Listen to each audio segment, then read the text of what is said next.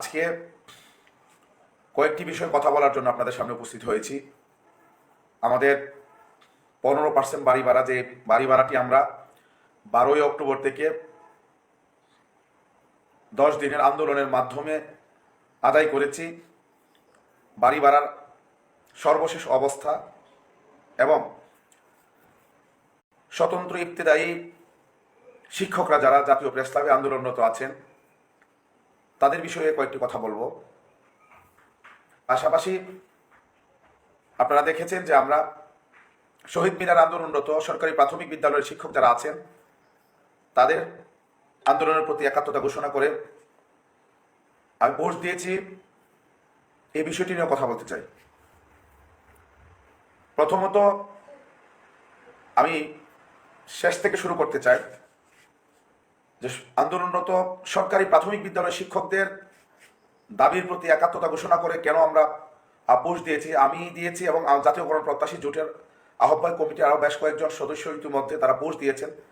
আমি যে পোস্টটি দিয়েছিলাম ডেইলি ক্যাম্পাস এবং দৈনিক শিক্ষা একটি রিপোর্টও করেছেন আমার এই পোস্টকে বেস করে। আমরা সবাই শিক্ষক, প্রাথমিকের যারা আছেন তারাও শিক্ষক, ইবতেদায়ী যারা আছেন তারাও শিক্ষক, আমরা যারা এমপিভুক্ত স্কুল কলেজ মাদ্রাসা কারিগরি আছি আমরাও শিক্ষক, যারা সরকারি স্কুল কলেজ মাদ্রাসা কারিগরি আছে তারাও শিক্ষক, বিশ্ববিদ্যালয়ে যারা শিক্ষক তারাও শিক্ষক। আমরা শিক্ষকদের মধ্যে কোনো বিভাজন দেখতে চাই না। শ্রেণী বিভাজন, ক্লাসিফিকেশন, বিভিন্ন প্রকারে বিভক্ত করা এটা আমরা দেখতে চাই না।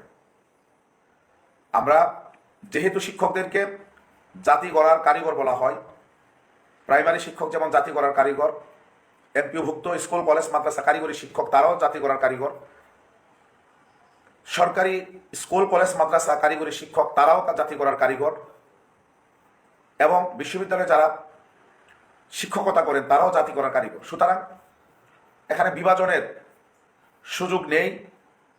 আমরা মনে করি আমরা এক এবং অভিন্ন। আমাদের দাবি দেওয়া আপনার বৈচিত্র্যপূর্ণ দাবি দেওয়া থাকতে পারে, এটা ভিন্ন হতে পারে, কিন্তু জাতি গড়ার কারিগর হিসাবে আমরা সবাই শিক্ষক, এটা আমরা মনে প্রাণে বিশ্বাস করি এবং আমাদের প্রত্যেকে এটা মনে প্রাণে বিশ্বাস করা দরকার।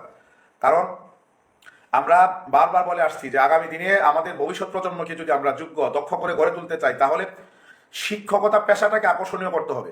এটা যেমন ইবতেদায়ীকে করতে হবে, প্রাথমিককে করতে হবে, মাধ্যমিক, উচ্চ মাধ্যমিক এবং উচ্চশিক্ষা প্রত্যেকটি সেক্টরকে আকর্ষণীয় করতে হবে।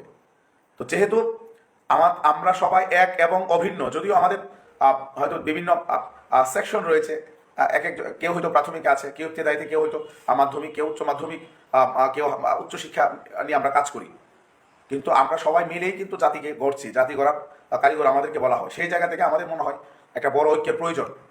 আপনারা যারা আমাকে প্রশ্ন করেছেন যে আপনি কেন মাধ্যমিক প্রাথমিক শিক্ষকদের দাবি দেওয়ার সাথে একতা একাত্মতা ঘোষণা করে কেন আপনি পোস্ট দিয়েছেন, আমরা শিক্ষকরা ম্যাক্সিমাম আমরা সচেতন। অল্প কিছু আছে আসলে এদের কথাবার্তা এবং তাদের বিহেভ এবং তাদের সোশ্যাল মিডিয়ায় আপনার লেখা এগুলো দেখলে মনে হয় যে এরা আসলে একেবারেই নির্বোধ এবং বোকা। আমি সবার কথা বলছি, এটা পার্সেন্ট করলে একেবারেই নগণ্য হবে, অল্প কিছু শিক্ষক।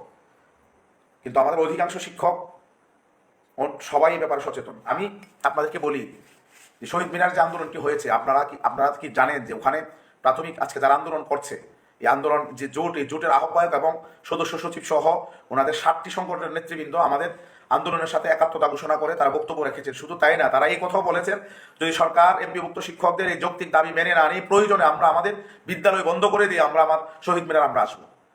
ওইটা কতটুকু তারা আসবে বা পারবে না এটা পরের বিষয়, কিন্তু তারা কিন্তু এই কথাগুলো উচ্চারণ করেছে শহীদ মিনারে। আপনারা এগুলো জানেন না। প্রাথমিক সরকারি প্রাথমিক বিদ্যালয়ের প্রধান শিক্ষকদের যে বড় সংগঠনটি আবুল কাশেম স্যার এবং আরেকটি নামটা আমি ভুলে যাই, মুস্তাফিজুর রহমান ভাই সম্ভবত, আমি ভুলে গেছি এই মুহূর্তে, ওনারাও এসেছেন এবং একাত্মতা ঘোষণা করে ওনারা বক্তব্য দিয়েছে। তো বাংলাদেশে কখনো কি দেখেছেন যে এমপিভুক্ত শিক্ষকদের কোনো কর্মসূচিতে প্রাথমিক বিদ্যালয়ের শিক্ষকরা এসে একাত্মতা ঘোষণা করেছেন? আমি জানি না, আমার জানা নেই। আমরা তো 17 থেকে আন্দোলন করছি, কখনোই আসেনি। তো ওনারা আমাদের শিক্ষক হিসাবে, ওনারা আমাদেরকে শিক্ষক হিসাবে মেনে শিক্ষক মনে করে ওনারা আমাদের এখানে এসেছেন এবং আমাদের দাবি দেওয়ার ব্যাপারে তারা কিন্তু কথা বলেছেন, একাত্মতা ঘোষণা করেছেন। আমাদের কি নৈতিক দায়িত্ব না তাদের পক্ষে দাঁড়ানো, তাদের সাথে মানে তাদের জন্য কথা বলা? আমরা যারা জানি নিশ্চয়ই তারা এই বিষয়টি নিয়ে হয়তো কোনো বিরূপ মন্তব্য করেননি, কিন্তু যারা জানি না, না জেনে হুটহাট করে সোশ্যাল মিডিয়া একটা বক্তব্য আপনি একটা আপনার মন্তব্য ছেড়ে দিলাম, এটা খুবই সহজ।